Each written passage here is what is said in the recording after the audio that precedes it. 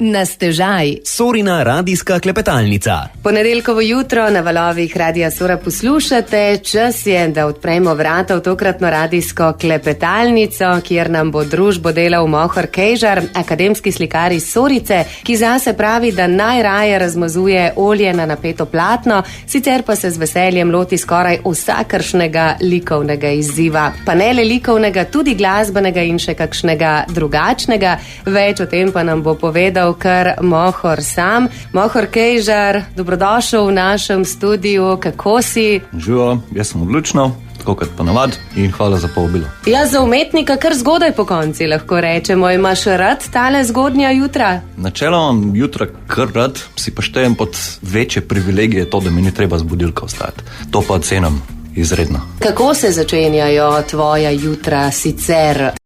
Imaš ustvarjalni navdih takrat, ko veš, da te čaka delo v domačem slikarskem ateljeju? Ja, vsako jutro se začne s tem, da ostanem, pojem zajtrk, popijem kavo, čisto v miru, to se čisto v miru dogaja. Si s partnerko, kar vzameva zjutraj čas, in pa se usedem v avto in grem v atelje. In tam se potem zgodi tista čarovnija, ki te je pravzaprav osvojila že dolgo, dolgo nazaj. Kako te je pravzaprav potegnila v svet umetnosti in ustvarjalnosti? Pa mislim, da se to dogaja čisto, ko bi rekel, organsko, postopoma. Ni tako, da bi se kar naenkrat odločil, jaz bom pa slikar in pol delal na tem. Jaz sem recimo že v osnovni šoli sem precej risal v zvezek. Pol v gimnaziji sem sploh imel, ko bi rekel, ogromen privilegijev na ta račun. Da sem dobro sem pa risal na račun tega, da sem veliko risal. No? In pa sploh 4. letnik je bil sploh zabaven, ker so vsi profesori že vedeli, da grem na akademijo in mi ni absolutno noben nič težil. Sem imel v bistvu jaz 2 zvezka sabo, enega za risati in enega za vse ostalo. Tako da se je kar zgodilo. Kaj te je takrat v času gimnazijskih let najbolj navdihovalo? Kaj si takrat najpogosteje risal? Takrat sem bil sploh zagrizen metalc, tako da so bile kar take kapajem bolj morbidne teme. Tako ne čisto tipično metalske, ampak temne, rečemo temu temni motivi. So te ti pripeljali tudi čez sprejemne izpite potem na akademijo ali je bilo tam malo drugače? Kako se spominjaš te, lahko rečeva, prve take stopničke v svetu umetnosti?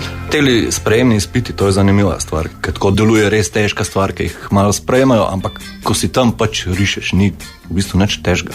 Tako da jaz te izkušnje ne bi kot neke zahtevne opisal. No. Pač šlo je. Jaz sem delal svoje in zgleda so bili zadovoljni. Ti si jo več kot uspešno opravil in potem je sledilo tisto, kar si imel najraje, študij na akademiji. Kakšna so bila tale študentska leta? Ustvarjalna, divja, oboje skupaj? Oboje skupaj, ampak je pa res, da takrat, ko sem študiral, sem si mogoče preveč po študentsko vzel vse skupaj. Tako, če bi hipotetično šel še enkrat skozi vse, bi verjetno malo bolj resno zastavil. In mogoče tudi kaj več poznanstvu, spletu pa to. Ampak tako nasplošno je bilo pa, z eno besedo je bilo zabavno. No. Zabavno ustvarjati tudi pod mentorstvom različnih umetnikov, ne? Tvoja profesorja sta bila Metka Krašovec, pa tudi škofjeloški Herman Gvardjančič, diplomiral si pri profesorju Milanu Eriču. Kako raznolika pa je bila tale paleta znanj, ki si jih pridobil na akademiji? Kako si boš zapomnil sodelovanje z različnimi velikimi slikarskimi imeni slovenskimi? No, na tej akademiji je tako, no, da v bistvu teh, da bi rekel, konkretnih znanj, da pride profesor pa reče to, pa tako nariš, tega v bistvu niti ni, no. Bolj je, kako bi rekel, filozofsko poučevanje, bolj kaj ne bi slikanje pomenilo. Tako da prav, da bi rekel, konkretni vpliv, da bi si koga za vzornika vzel, to res ne. V bistvu tudi, če sem čisto iskren, meni recimo ta ustvarjanje od Metke pa od Hermana tako čisto osebno niso najbližje. Tudi zato sem se jaz recimo Erič. Kar je pa čisto risar konkreten. Ker tudi takrat sem si v bistvu izbral za diplomsko nalogo tetoviranje in tam je bil res Erič, je bil deleč najbolj relevanten, kar se tega tiče. Tako, no, mislim, če bi v tem gvardijančičevem stilu tetoviral, ne vem, vprašanje, kako bi to izgledalo. Ja, zanimiv je bil izbor tvoje diplomske naloge, ne? S tehniko tetoviranja si diplomiral, danes pa praviš, najraje razmazuješ olje na napeto platno. Kako pa je s tetoviranjem danes? Se ga še lotiš? Imam vso opremo, tudi se še lotim kdaj kaj potetovirati, ampak malo, jaz bolj uživam res sam delati. Tukaj sem pa čist puščavnik, bi temu rekel. In pri tem sta olje in platno tista ta prava izbira. Kako se zgodi tale čarovnija oziroma kemija med mohorjem, platnom in barvami pa po glasbi? Sorina radijska klepetalnica na stežaj. Mohor Kejžar, akademski slikar iz Sorice, je naš tokratni gost v radijski klepetalnici na stežaj. Ja, nekaj sva povedala v tvojih prvih korakih v svetu ustvarjanja in umetnosti. Zdaj pa se res lahko ustaviva pri tvoji največji ljubezni. Kot sem že danes nekajkrat povedala, najraje ustvarjaš z oljem na napetem platnu. Kako se je zgodil tale preskok iz tetoviranja na to, kot praviš sam, puščavniško ustvarjanje med tabo, oljem, platnom, barvami in vonjem po terpentinu? Preskoka ni bilo nikoli, no. To je ves čas se prepletal in takrat sem si v bistvu tetoviral, se izbral zato, ker sem si sebe tetoviral in sem rekel, zakaj pa ne. Plus to, da nisem vedel, kaj bi drugega delal, tako da taka priročna tema je bilo to tetoviranje. Tole z oljem in platnom je pa mogoče malo preveč romantično se sliši. Je pa res, da je pa pomembna komponenta tega je pa ravno terpentin, ker to pa obožujem von terpentina, čeprav vsi vemo, da je strupen, ampak diši pa izredno lepo. In tako jaz, ko rečem atelje, je prva asociacija vedno von po terpentinu. Tiste slike pa ne red, pa to je še lepo pride, ampak terpentin je pa res tisto ta glavno. Je pa tudi res, da v bistvu teh olj na platnu v bistvu naredim skoraj najmanj. Zdaj zadnje cajte na računalnik delam skozi, za razne poslikave pa take stvari pa več uporabljam akril. Ker je pa le, kako bi rekel, ker se da z vodo vse sprati in ni take packarije. Ampak če bi pa rekel, da pa najbolj romantično je pa brez dvoma je pa olje na platno. In kaj recimo te najbolj navdihne pri ustvarjanju? Kako dobiš tisto idejo? Zdaj na tvoji spletni strani lahko občudujemo kar nekaj različnih motivov, ne, pod tisto prvo rubriko klasika. S temi motivi je tako, no, to vprašanje je to res skozi dobivam, kje dobim navdih. No. Tega navdiha jaz tudi približno ne znam razložiti, zato ker se nisem nikoli niti sam spraševal o tem, pač stvar pride ali pa ne pride. In tudi jaz ne vem, dobim neko ful dobro idejo, res dobro idejo, to je treba narediti, pa se pa lotam in pa tako po parih seansah slikarskih vidiš, da ta stvar ne bo šla nikamor in jaz nimam čisto niti najmanjše slabe vesti, pa to na nov nekaj čez narediti. Tako da reciklažo jaz recimo že od zmeraj uporabljam. Če mi ni všeč, naredim nekaj drugega. In ena od takih tvojih posebnih idej je tudi zamenjava tistega slikarskega platna na stojalu s slikarskimi platni v naravi. Pred časom smo lahko na Facebooku brali, kako se je v Sorici pojavila ena taka zanimiva slikarska zgodba slike v naravi. Kar nekaj časa se je tuhtalo, kdo je pravzaprav kriv zanje. Kako si dobil idejo, da si se z barvami odpravil v gozd, pa slikarsko platno zamenjal za skale?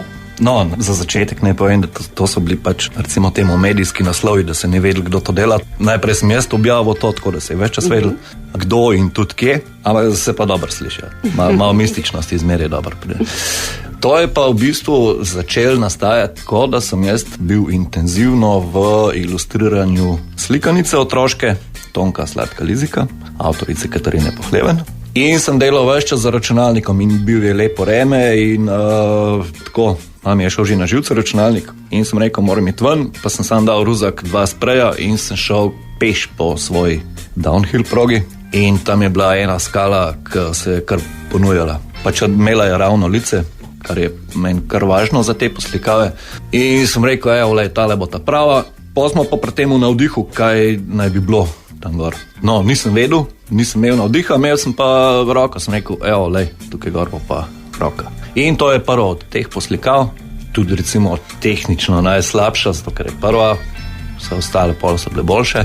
Je pa le prva, no, tako da tisto sem pa še delo malo popravilo in malo še hodil v krog in bolj, ko sem hodil v krog, več je bilo teh skal primernih. In potem je pravzaprav, lahko rečeva, nastal kar en tak cikl teh zanimivih podob, zanimivih slikarskih zgodb. Kaj vse pravzaprav najdemo v gozdovih tvoje domače Sorice?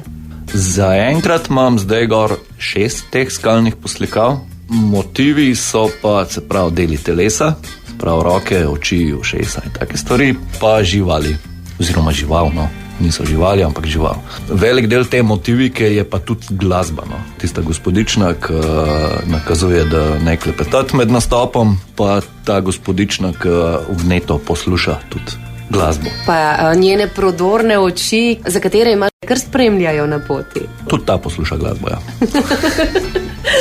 No, zdaj, če sva že pri tehle poslikavah, bi bilo seveda greh ne povedati, kje točno si jih lahko gledamo. Je kakšna varianta, da nas tudi ti pelješ malce naokrog čez gozd, pa dodaš zraven še zgodbo, ki jih povezuje? Tam je varianta, seveda, ja. V bistvu imam dost teh skupin, me kontaktirajo po Facebooku, po telefonu in jih peljem na ogled. To je sicer od Sorice še malo naprej, proti Soriški planini, v bistvu od križišča za Danje, kar se neumno sliši, ker so Dajne. Od tega križišča še kakšen kilometr naprej, pa so pa vse v radiju 300 metrov, tako da je obhoda za pol ure, recimo. Vsekakor pa gre za eno zgodbo, ki je vredna ogleda zdaj ali v tvoji družbi ali na lastno pest, kakorkoli že. Verjamem, da bodo obiskovalci uživali, tako kot uživajo v različnih utrinkih tvojih del, ki jih lahko vidijo tako na stenah hiš v domači Sorici, kot seveda tudi na različnih drugih prizoriščih. Ko sva se nazadnje pogovarjala, si bil tik pred tem, da greš v Kranj in tudi tam porišeš eno od sten. Koliko takšnih zgodb pa se je že zgodilo? Kakšen izziv pa ti predstavljajo stene hiš, podhodov in podobna področja? Tale zadnja je bila v bistvu res prav grafit narejen v celoti sprej. Sicer delam pa od teh podhodov, sem že kar nekaj naredil. Začeli smo z MDC blok na Trati, smo porisali podhod pri osnovni šoli Jela Janežiča, ki je bil zdaj že parkrat zalit in se malo slab zdaj že vidi, pa na Suhi tudi podhod, ampak takrat sem bil bolj kot mentor za mladinske delavnice. Ni bil v bistvu prav moj izdelk, pa so pa to videli tudi drugi in sem poslikal tudi recimo veterinarsko kliniko na Trati. Tudi to je bil sicer mladinski projekt, ampak tam je bil pa več moje avtorske upletenosti, recimo. Pa v bistvu kaj pa jaz vem, pa to ljudje vidijo in pa me kličajo in pa v bistvu kar teh poslikav je pa zdaj že kar precej nastalo. Mogo bi pa omeniti, da začel sem pa s temi stenami tako, da sem pa naredil kar precej teh florenov po raznih hlevih, hišah. Mislim, kaj pa vem, se to se organsko razvija. Pač uživam v tem v večjih projektih. In nikar pa še. Koliko časa traja, da poslikaš, ne vem, neko precej veliko steno za razliko od platna, ki je, če rečeva temu, precej manjših dimenzij, lažje obvladljivih, ali se morda motim? Pa časovno niti ni tako, da bi rekel, da zdaj 20 kvadratov delaš toliko časa in omejhno 30x40 slikov, pa imaš pa ful hitro narejen. Ne, ni, v bistvu čisto od detajlov odvisno. Orodja so drugačne. Pri večjih poslikavah pač hitrejš delaš, več ali manj je pa odvisno od detajlov, no. In teh detajlov je lahko na majhni slik lahko bistveno več, kot pa na eni ogromni sliki. Te lahko občudujemo na kar nekaj mestih, tu na domačem koncu, kot sva rekla, po novem tudi v Kranju. Več o tvoji ustvarjalnosti in tem, kje jo lahko vse občudujemo, pa po glasbi, tudi tale prihaja izpod tvojih rok.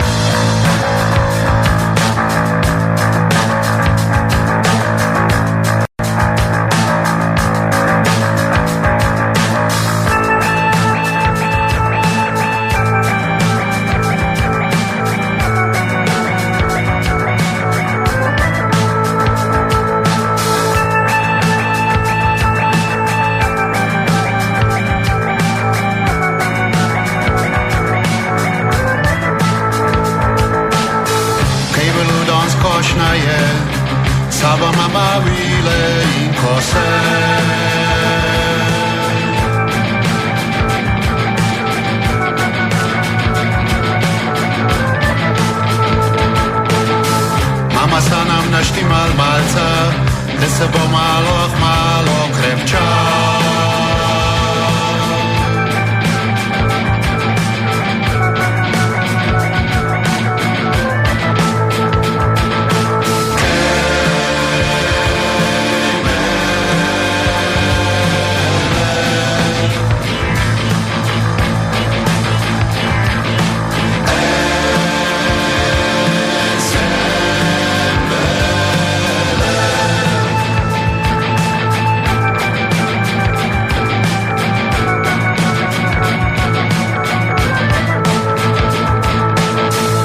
Še ni ne pridema, najprej mal pogledama.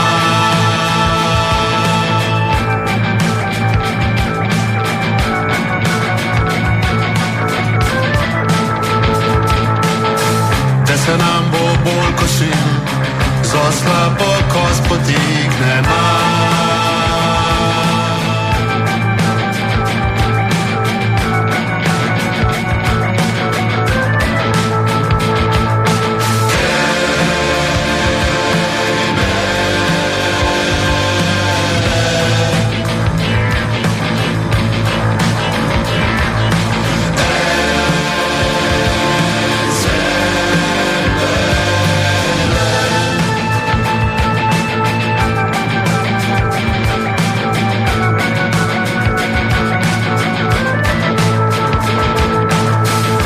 Spodaj pa vsi nad njim, danes ma tole pokosil.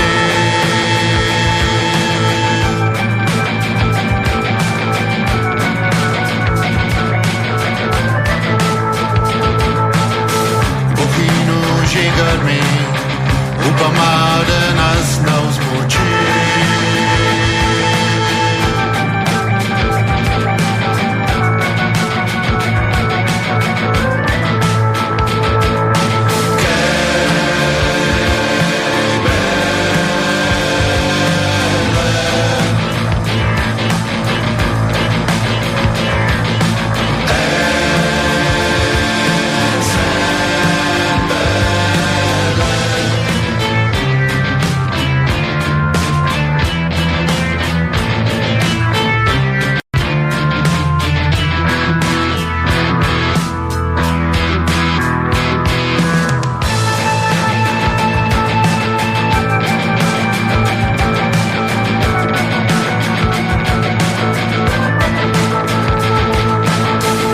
Večeru fertik sma, pod smreka mal zabojema.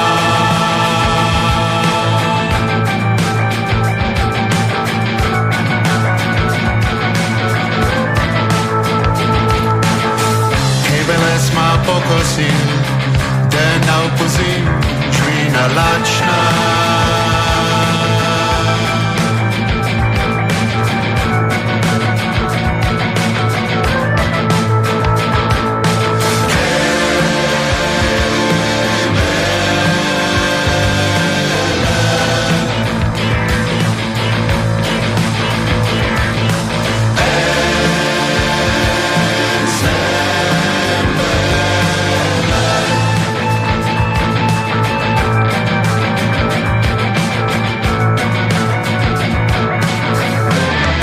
Sorina radijska klepetalnica na stežaj. Mohor Kejžar je naš današnji gost in pravkar smo ga lahko slišali tudi v njegovi malce drugačni umetniški različici, tudi glasba ga navdihuje, pa morda zdaj le vmes še besedica ali dve o glasbi. Tudi glasba je del tvojega življenja. Kako pa je ta našla pot med slikarska platna, čopiče, računalnik in ostale ustvarjalne pripomočke? Glasba je v bistvu velik del življenja. Jaz sem v bistvu, kot zanimivost, hotel iti na glasbeno, ne na likovno akademijo, ampak nisem pa nikoli hodil v glasbeno šolo, tako da une note, tako so mi bili kitajščina, tako da pa tam na glasbeni ne bi imel kaj, se bi se naučil verjeten, ampak lažje mi bilo priti na likovno.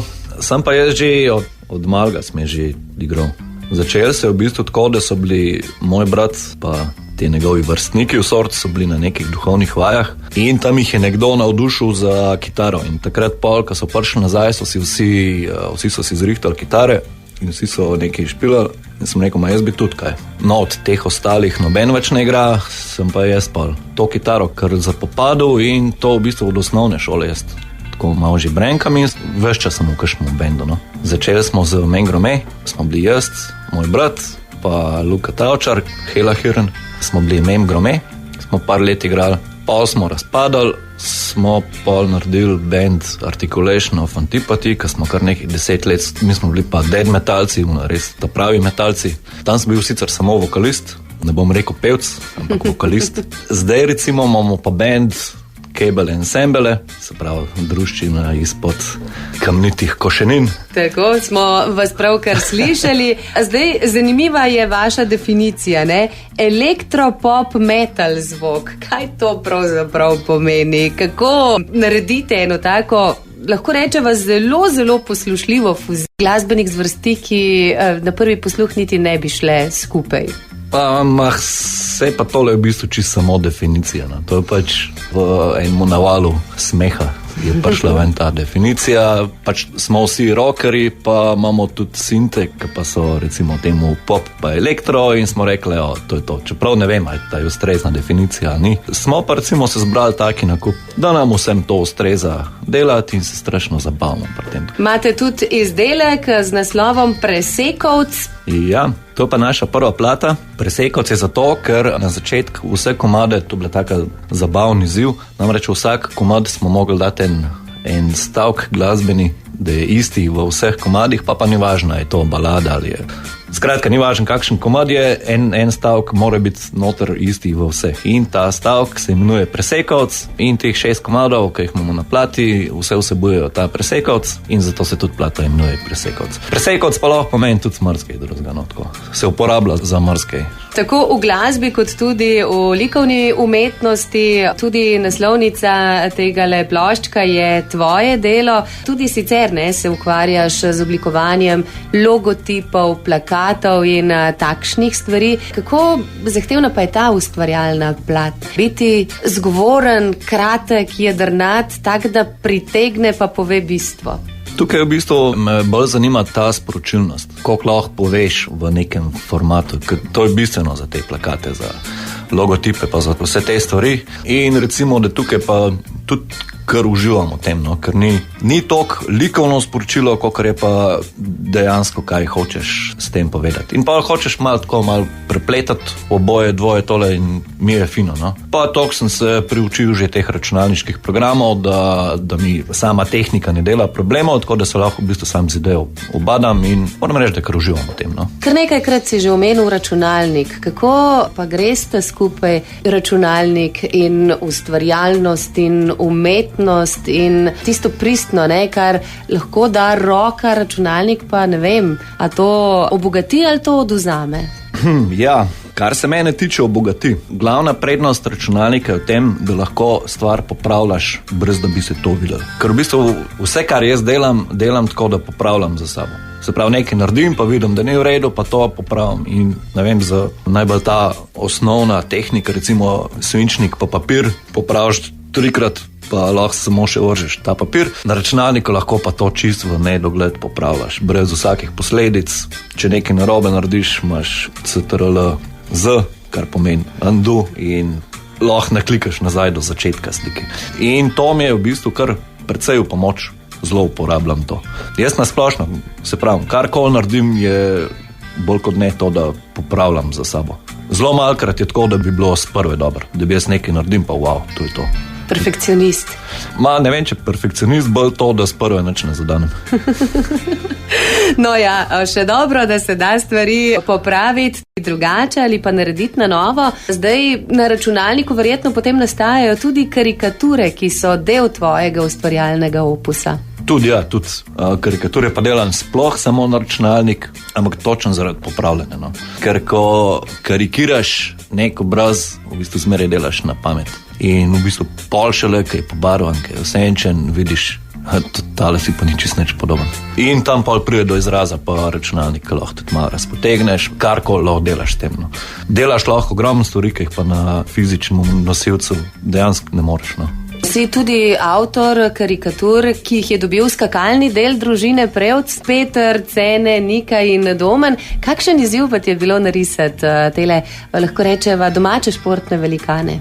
Tole je bil pa tak, ko bi rekel, poseben izziv, no? Ker doskrat dobim, če pred zgodbo povem, doskrat dobim za narisati za karikaturo eno sliko ali pa dve, tako kaj je narejena iz 16 pikslov in se ne vidi nič. Ampak, ne vem, zgleda si podoben, no. Ravno pri teh Prevcih je bilo pa tako, da je milijon enih slik na spletu na voljo od njih in čist konkretno za Petra sem se matral, ko majmo, da je bil meni videti podoben Petru Prevcu. Ampak na koncu si bil zadovoljen ti in so bili zadovoljni tudi oni. Karikature bodo imele zagotovo pri njih posebno mesto. Zdaj, če smo že pri računalniškem ustvarjanju, ne, prej si omenil tudi pravljico. Kakšen izziv pa je ta zvrst? Ne? Otroci, vemo, so zelo ostri, zelo strogi kritiki. To je bila kar zahtevna naloga, sploh, ker sem prvič ilustriral celotno knjigico in ja, res je, v bistvu zdaj bi si sam predstavljal, kaj otroci vidijo, tako bi bilo malo samo všečno, tako da je bilo potrebnih kar precej popravkov, tako glede teh glavnih junakov, kako so sploh ne bi izgledajo, kako barvito ne bo vse skupaj, je bilo kar zahtevno in je tudi kar nekaj časa trajalo, no, da so vse zrihtala s Katarino.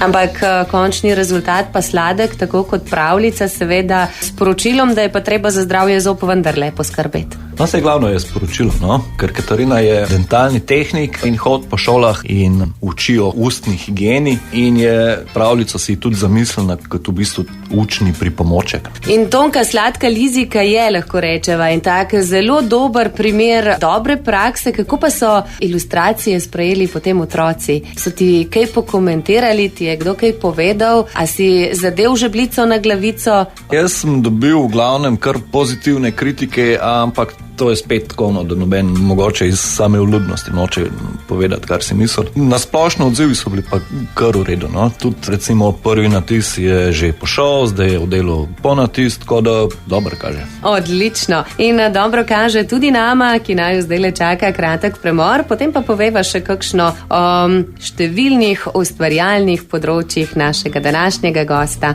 Mohorja Kejžarja. Na stežaj. Sorina radijska klepetalnica. Ustvarjalni ostajamo v družbi Mohorja Kejžarja, ki nam danes odpira vrata svojega ateljeja in seveda tudi svojega ustvarjalnega sveta. Nekaj sva že povedala o različnih področjih tvojega ustvarjanja, ampak to, karkoli sva zdaj izpostavila, še zdaleč ni vse, kar ti pravzaprav počneš. Tudi les te navdihuje. Ja, les sploh navdihuje. Les je nasplošno tak, ko bi rekel, domač material, no. Meni se zdi domač, ker sem odraščal na vasi, tak ne moreš mem lesa nikakor in tako pa ljudje živajo, da nekaj pa mogoče znaš narisati in pa dobivaš prošnja, pa ti znaš to.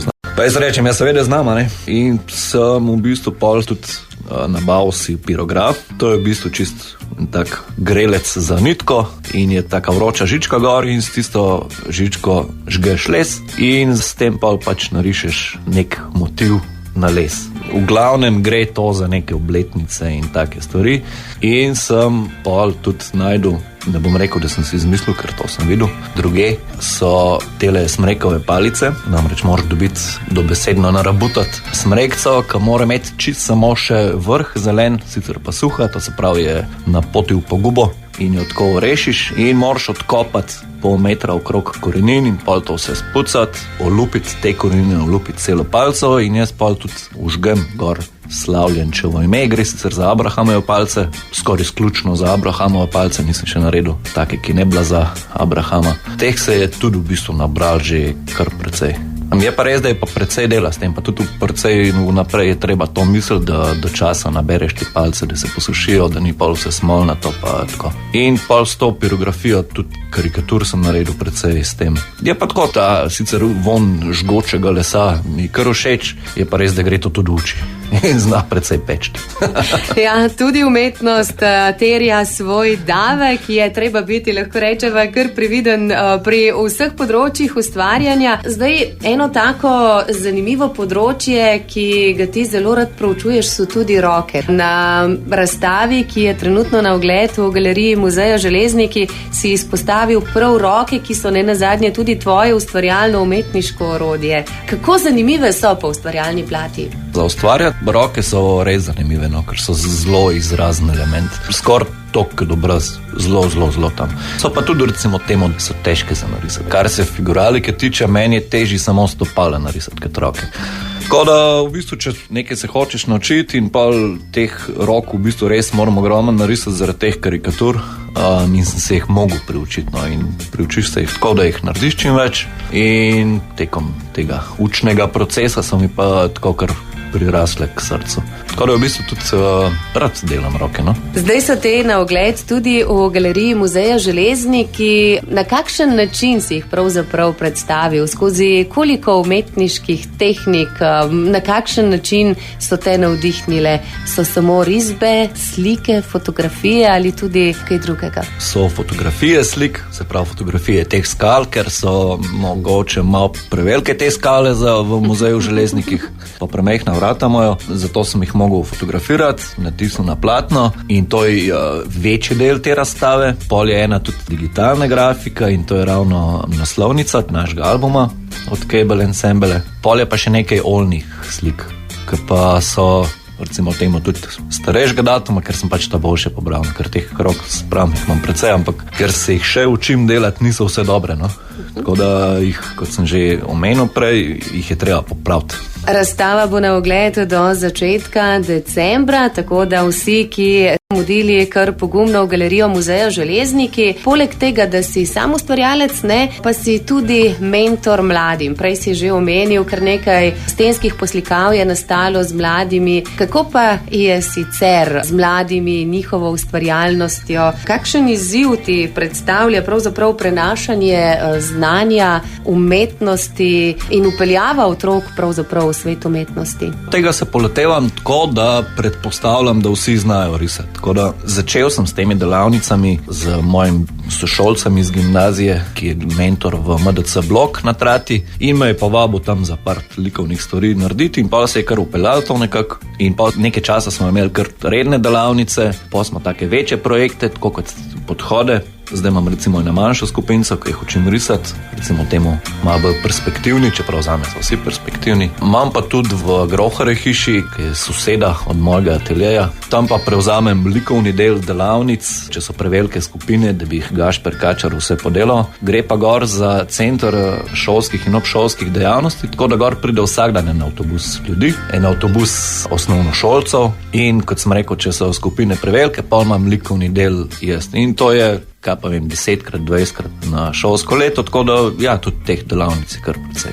Je pa gor zanimivo to, da pridejo iz cele Slovenije in je mogoče lažje ravno zato, ker me te otroci ne poznajo. In imam glih eno šolsko uro in to je glih tako časovno okno, ko imaš neko avtoriteto, brez da bi si jo zaslužil.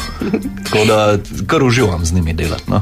Delamo pa, zdaj govorim za Groharjo hišo, delamo portret. Portret je taka stvar, ki se vsi ustrašijo. No. Sploh tako človek, ki je starejši, bolj se boji tega portreta.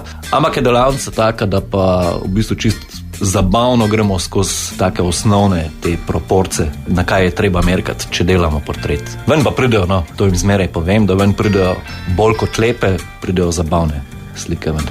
In pravzaprav je tudi to en del umetnosti, da nas razveseljuje, da nas zabava, pa hkrati navdihuje. Kaj trenutno navdihuje tebe, kaj trenutno ustvarjaš? Zdaj trenutno delam eno poslikavo na Sorici, na solnici, jaz temu rečem solnica, to je objekt za shranjevanje peska za posipanje cest. Po naročilu ljudstva bom rekel tako. Me pa pred tem kar, kako bi rekel, razveseljujejo vreme. S tem vremenom načeloma, ko delam zunaj, včasih so kar prijatelji, včasih pa čist nič. Tak primer recimo je bila ena skala flautistka, ki mi jo je dež 4-krat spravil. Delal sem to v začetku oktobra Več čas je bila taka vlaga v zraku, da se barve niso uspele posušiti in niti tista 2 dneva, ko sta bila brez dežja, nista bila dost. In ko je spet prišel dež, mi je spet vse spral in tako 4-krat. Ne zmeraj od začetka, ampak malo je ostalo zmeraj, ampak skupaj z rumenom so pa prgurala tudi do konca tega. In verjamem, da bosta tudi do konca vseh naslednjih zunanjih projektov, ki te še čakajo. Kaj pa tisti, ki bodo nastajali v ateljeju? Kakšno sliko na stojalu, ki čaka, morda kakšen popravek ali pa zaključek? Joj, teh slik imamo pohnateli. Jaz imam v ateljeju mogoče, če imam 6 zaključenih slik, pa 40 načetih, tako da dela je zmeraj dost. Zdaj, kje bom navdih za to končati dobil, nimam pojma, mogoče bo pršel, ni nujno, ampak dela imam dost, no, tako. Naj ti ga ne zmanjka, naj te navdih poišče ob pravem času na pravem kraju. Za danes pa hvala lepa za tale klepet, za vse zgodbe, ki si jih delil z nami. Jaz verjamem, da bova prav kmalu spet klepetala tukaj le pred našim mikrofonom in z našimi poslušalci delila še kakšno zanimivo zgodbo iz tvojega ateljeja in življenja. V nadaljevanju pa jim z velikim veseljem privoščiva še eno iz Presekovca, pa morda skupaj z njimi iščemo tudi tisto misel, ki preseka. Tebe pa prosim za še eno, ne vem, morda povabilo na ogled razstave, ki je na ogled do začetka decembra v galeriji Muzeja Železniki. Ja, tako vljudno vabljeni na ogled razstave, še bolj vljudno oziroma enako vljudno pa vedno vabljeni v Gozd nad Sorico, pa mogoče boste pa videli tudi kakšno novo sliko gor. Mogoče, neč ne obljubam, ni pa nujno, da ne. Velja, Mohor, hvala lepa in kaj naj rečemo drugega, kot se vidimo v Sorici. Srečno! Srečno!